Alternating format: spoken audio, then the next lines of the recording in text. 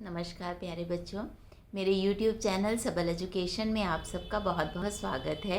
आज की कक्षा में हम गजानन माधव मुक्तिबोध की रचना नए की जन्म कुंडली 1 पर आधारित MCQs पढ़ने और समझने जा रहे हैं।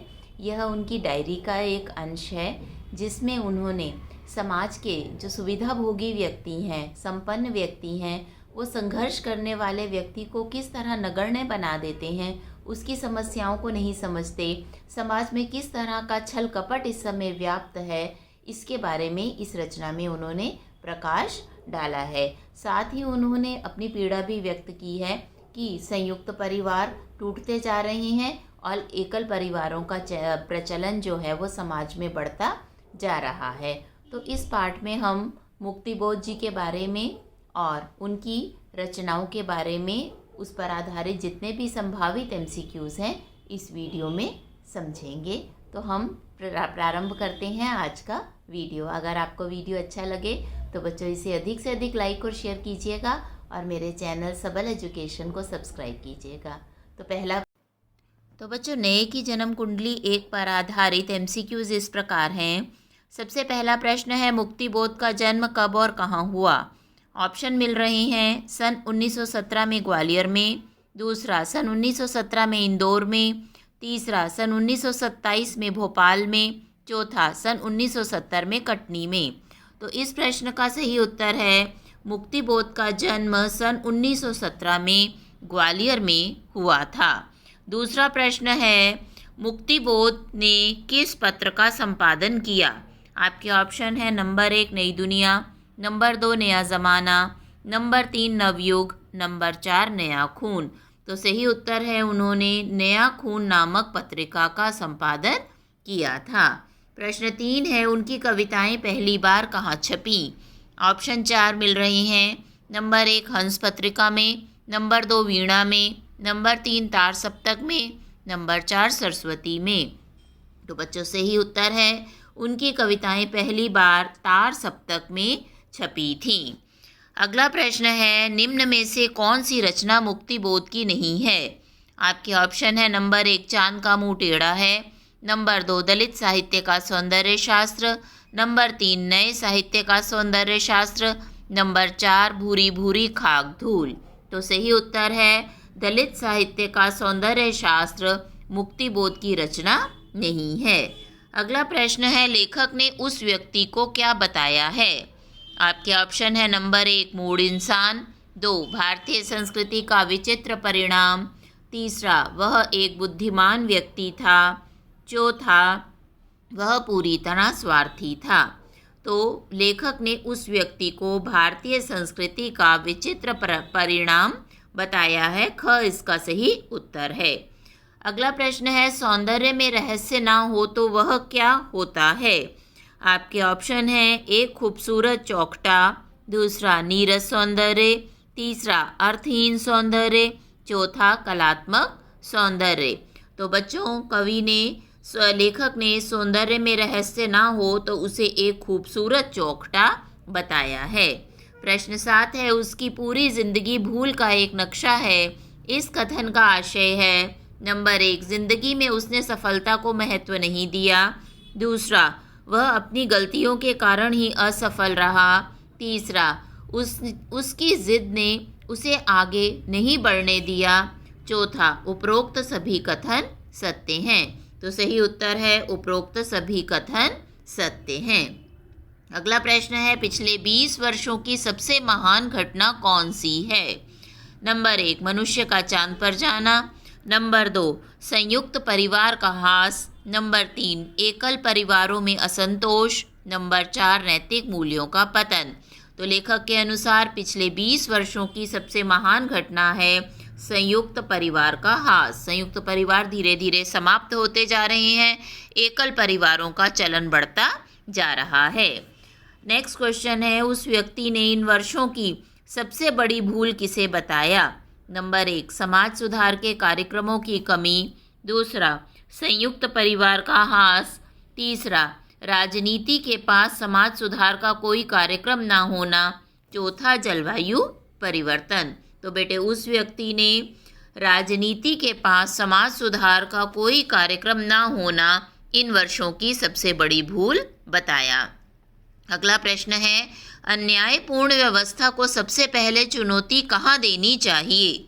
आपके ऑप्शन है नंबर 1 घर के बाहर, नंबर 2 सड़कों पर उतरकर, नंबर 3 घर के भीतर, नंबर 4 न्यायालय में। तो अन्यायपूर्ण व्यवस्था को सबसे पहले घर के भीतर चुनौती देनी चाहिए। घर में अगर किसी भी सदस्य के साथ या परिवार के किसी व्यक्ति के साथ अन्याय हो रहा है तो सबसे पहले चुनौती घर में उसे देनी चाहिए। अगला प्रश्न है, नदी की दो धाराओं के बीच बड़े बड़े पहाड़ों के आने से लेखक का क्या आशय है? आपके ऑप्शन है नंबर 1 विचार वैमनस्य, नंबर 2 वैचारिक असमानता का बढ़ना, नंबर 3 विचारों का आदान प्रदान, नंबर 4 विचार शून्य होना।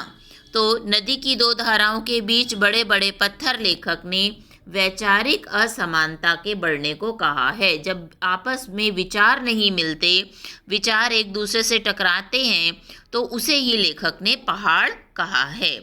लेखक के अनुसार सामान्य कौन है? नंबर 1 जिसके मन में कोई आकांक्षा ना हो, जिसमें अपने भीतर असामान्य के उग्र आदेश का पालन करने का मनोबल ना हो। तीसरा, सामान्य वह है जो संयम से रहता है। चौथा, जो सोच समझकर बोलता हो। तो ख इसका सही उत्तर है। लेखक के अनुसार सामान्य वह व्यक्ति है जो अपने भीतर असामान्य के उग्र आदेश का पालन करने का मनोबल नहीं रखता है। नेक्स्ट क्वेश्चन है, लेखक ने व्यावहारिक सामान्य बुद्धि वाला किसे माना है? आपके ऑप्शन है अपने आप को, दूसरा उस व्यक्ति को, तीसरा सामान्य व्यक्ति को, चौथा संयुक्त परिवार में रहने वालों को। तो लेखक ने अपने आप को व्यवहारिक बुद्धि, सामान्य बुद्धि वाला माना है।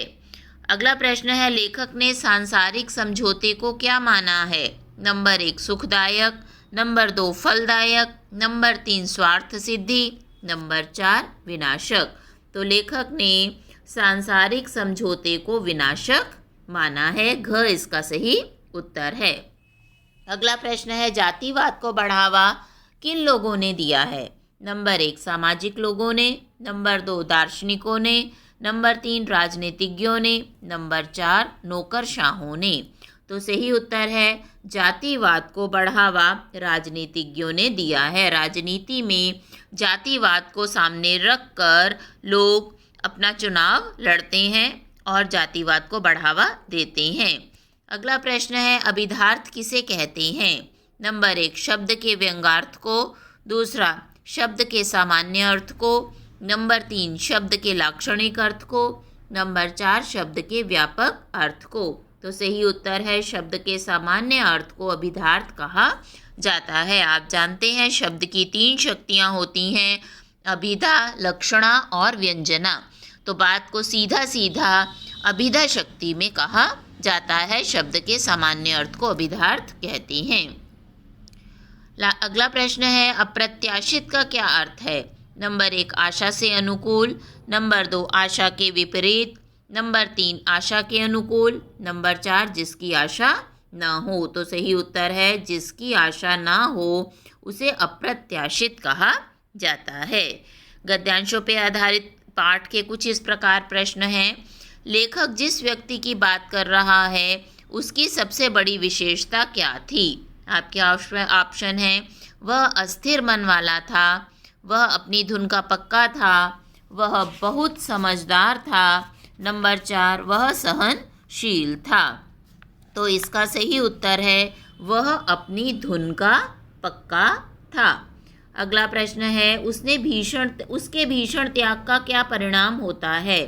नंबर 1 उसके आत्मीयजन भी उसके विरोधी हो जाते हैं, नंबर 2 उसके त्याग के कारण उसके आत्मीयजन प्रसन्न हो जाते थे, तीसरा लोग उसके त्याग की प्रशंसा करते थे, चौथा समाज में उन्हें सम्मान मिलना बंद हो गया। तो यहाँ सही उत्तर है उसके भीषण त्याग का यह परिणाम हुआ कि उसके आत्मीयजन भी उसके विरोधी हो जाते थे। प्रश्न अगला है, लेखक का उसके साथ बैर का क्या कारण था? नंबर 1 वह बहुत धनी था, दूसरा उसके अंदर बहुत अहंकार था, नंबर 3, उसकी धुन ही लेखक के बैर का कारण बनती थी। चौथा, वह लेखक की बात नहीं मानता था। तो तीसरा ऑप्शन यहाँ सही उत्तर है, उसकी धुन ही लेखक के बैर का कारण बनती थी। अगला प्रश्न है, जब वह साहित्य के क्षेत्र में उतरा तब तक उसमें क्या परिवर्तन आ गया था? आपके ऑप्शन है, वह पूरी तरह से राजनीतिज्ञ हो गया था। दूसरा, वह राजनीति से पलायन कर चुका था। तीसरा, तब तक उसकी हालत बहुत अच्छी हो चुकी थी। चौथा, तब तक उसकी हालत बहुत बिगड़ चुकी थी। तो बच्चों यहाँ चौथा ऑप्शन सही उत्तर है, तब तक उसकी हालत बहुत बिगड़ चुकी थी। अगला प्रश्न है, लेखक और वह व्यक्ति कब से एक दूसरे से दूर हो गए? आपके ऑप्शन है, जब से वह राजनीति में आया। दूसरा, जब से उसने राजनीति छोड़ी। तीसरा, जब से उसने साहित्य के क्षेत्र में कदम रखा। चौथा, जब से उसने साहित्य के क्षेत्र से पलायन किया। तो यह ग ऑप्शन सही उत्तर है, जब से उसने साहित्य के क्षेत्र में कदम रखा तब से लेखक और वह व्यक्ति एक दूसरे से दूर हो गए। अगला प्रश्न है, लेखक ने उस व्यक्ति का दिल बांधने की कोशिश क्यों की? आपके ऑप्शन है, क्योंकि वह बहुत हताश लग रहा था, क्योंकि वह बहुत जिद कर रहा था, क्योंकि उसकी याददाश्त काम नहीं कर रही थी, क्योंकि वह बहुत बीमार था। तो सही उत्तर है यहाँ पर, क्योंकि वह बहुत हताश लग रहा था। पहला ऑप्शन इसका सही उत्तर है। अगला प्रश्न है, उस व्यक्ति ने लेखक से अपने बारे में क्या कहा? आपके ऑप्शन है, नंबर 1 कि वह अवसरवादी नहीं है। दूसरा, कि वह आशावादी नहीं है। तीसरा, वह स्वयं भूल का एक नक्शा है। चौथा, वह अपने पैरों पर खड़ा होना चाहता है। तो बच्चों यहाँ पर ग ऑप्शन जो है वो सही उत्तर है, वह स्वयं भूल का एक नक्शा है, ऐसा उसने लेखक को अपने बारे में बताया। अगला प्रश्न है, बुलबुल भी चाहती है कि वह उल्लू क्यों ना हुई। इस पंक्ति का क्या अर्थ है? आपके ऑप्शन है, बुलबुल से उल्लू अधिक अच्छा होता है। दूसरा, बुलबुल सुंदर पक्षी है। तीसरा, हर व्यक्ति को दूसरे की सफलता अधिक नजर आती है। चौथा, उल्लू रात में देख सकता है, बुलबुल नहीं। तो इस कथन का यह आशय है कि हर व्यक्ति को दूसरे की सफलता अधिक नजर आती है। लेखक धीरे धीरे उस व्यक्ति की बात क्यों सुनता जा रहा था? आपके ऑप्शन है, उसकी बातें बहुत मनोरंजक थीं। दूसरा, लेखक को डर था कि कहीं उसके बोलने से उसे कोई कष्ट ना पहुँचे। तीसरा, लेखक उसकी बातों को हृदयंगम कर रहा था। चौथा, लेखक की सोच बदलती जा रही थी। तो बच्चों, लेखक को डर था कि कहीं उसके बोलने से उस व्यक्ति को कोई कष्ट ना पहुँचे, इसलिए लेखक धीरे धीरे उस व्यक्ति की बातें सुनता जा रहा था। अगला प्रश्न है, मतभेद होने पर लेखक अपनी बात किस प्रकार कहता था? नंबर 1, उत्तेजित होकर। नंबर 2, वह चुप रह जाते थे। तीसरा, वे बात बदल देते थे।